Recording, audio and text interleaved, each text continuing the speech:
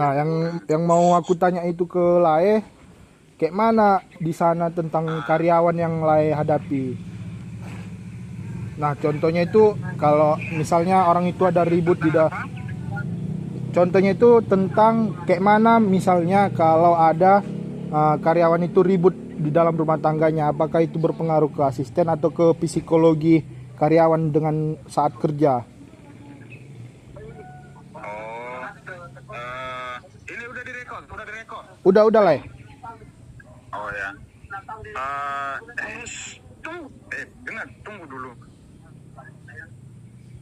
Kalau untuk masalah karyawan, ketika dia masalah dalam keluarga,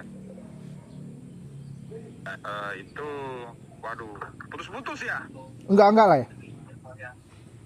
Oh enggak ya.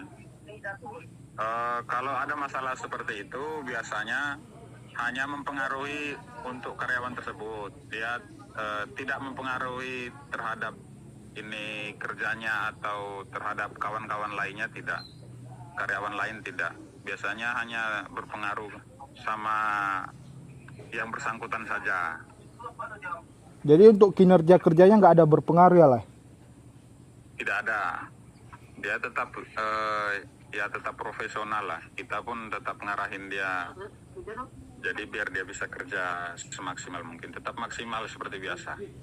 Nah, jadi efeknya ke misalnya dia ribut nih, contoh karyawan dengan istrinya, apakah itu ada pengaduan istrinya kepada asisten divisi lah?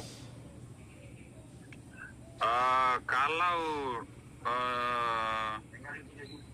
ya tengok dulu, kita lihat dulu akar permasalahannya di mana. Kalau misalnya bersifat pribadi mereka, biasanya itu hanya sebatas mungkin RT atau ada SPSI yang ini yang menyelesaikan. Tapi kalau misalnya permasalahan itu sudah menyangkut kerja atau di lahan, mungkin baru Nah, turun tangan atau mandor dan asisten yang mengurus. oh gitu lah. Berarti adalah keterlibatan dari asisten divisi atau dari staf kebun kepada karyawan itu sendiri lah. Ada. Dari perusahaan ada, dari pemerintah, ketua RT, ketua kepala dusun, atau ini ada. Terus dari serikat pekerja juga ada SPSI. Nah, sekarang gini lah, misalkan itu di kebun ada istilah premi atau kelebihan pencapaian target dari karyawan. Nah, itu kalau tidak sesuai yang dari karyawan itu kepada perusahaan atau kepada asisten divisi.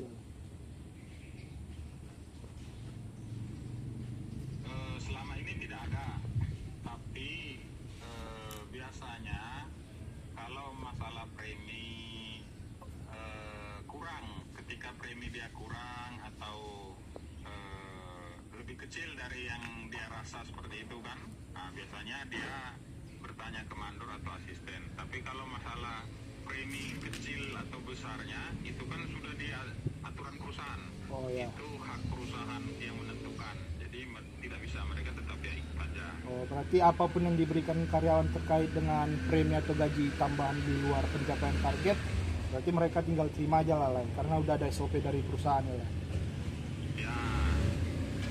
Nah, sekarang supaya akan lebih konkret lah ini video wawancara ini, tepatnya di mana lah kebun Lai sekarang dan divisi berapa serta PT apa lah?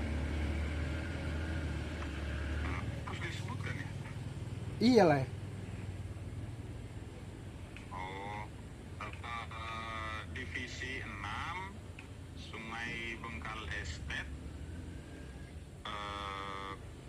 Divisi 6 Sungai Bengkal Estate, daerah Jambi. Oh, siap lah. Oke lah. Udah lah. Oke lah, makasih lah. Udah lah, itu aja lah karena mau masuk kelas juga lah. Oke, siap lah. Shalom lah. Baiklah, kita telah menonton video-video tentang masalah yang ada di perkebunan kelapa sawit. Salah satunya itu adalah tentang pemberian gaji dan premi kepada karyawan. Banyak masalah pemberian gaji ataupun premi ini kepada karyawan karena karyawan ini merasa bahwa gaji atau premi yang didapatkannya itu tidak sesuai dengan kinerja yang telah dibuatnya. Maka solusi yang bisa dapat diatasi Yang pertama itu adalah seorang asisten harus menunjukkan bagaimana hasil produksi, atau contohnya seperti pekerjaan panen, bagaimana hasil produksi yang didapatnya, kita kaitkan dengan gaji yang sesuai dengan perusahaan tersebut.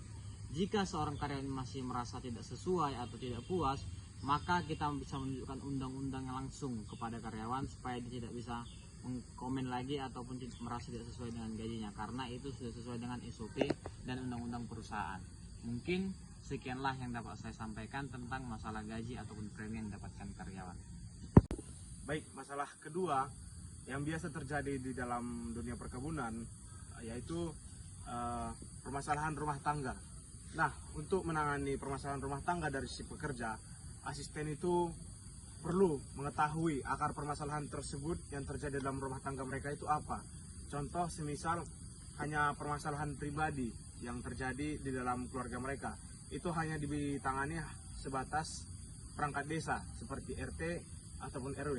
Nah, semisal ada akar permasalahan seperti perselingkuhan antara karyawan dengan karyawan yang dalam dunia perkebunan ataupun yang terkait dalam pekerjaan mereka, nah itu asisten ataupun staf kebun wajib ikut serta dalam menyelesaikan masalah yang ada pada pekerja tersebut di dalam rumah tangganya.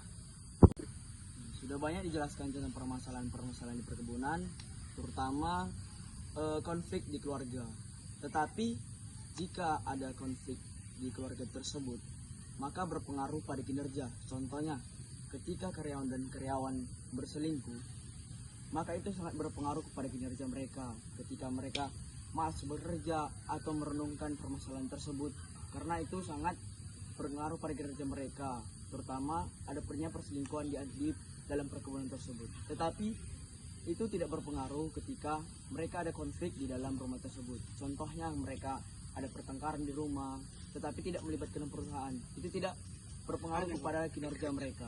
Jadi kembali lagi ke asisten, bagaimana cara memahami karyawan tersebut. Itulah makanya kita sebagai asisten melakukan pendekatan kepada karyawan kita agar kita mengetahui apa masalah mereka dan kendala mereka dalam pekerjaan tersebut.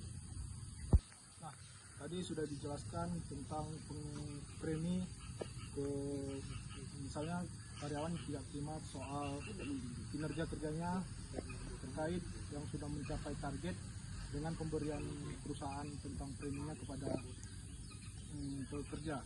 Jadi pengaruh kinerja kerjanya dari permasalahan itu ternyata tidak ada, tetapi sebagian karakteristik karyawan ada yang kurang jadinya semangat kerjanya ketika dia tidak menerima sesuai dengan pencapaian targetnya. Maka dari situ perlu yang dinamakan pendekatan atau memahami dulu sifat karyawan, maka bisa dijelaskan secara perlahan terkait preminya. Jadi ketika misalnya hari ini dia sudah kerja dan hari ini dia ingin pengajuan tentang pengambilan gaji preminya, maka dia tidak terima. Untuk pekerjaan besok harinya, dia pasti merasa kecewa dengan yang dialaminya semalam. Maka dari situ sebelum dia memulai kerjanya untuk esok harinya, dari situlah si asisten perlu pendekatan dulu supaya kinerja kerjanya yang untuk esok harinya itu atau untuk hari ini bisa lebih baik dari yang sebelumnya dan tidak kurang, dan pencapaian targetnya itu terus ada, tidak stuck ketika hanya ketentuan oleh perusahaan. Demikian yang dapat saya sampaikan. Terima kasih.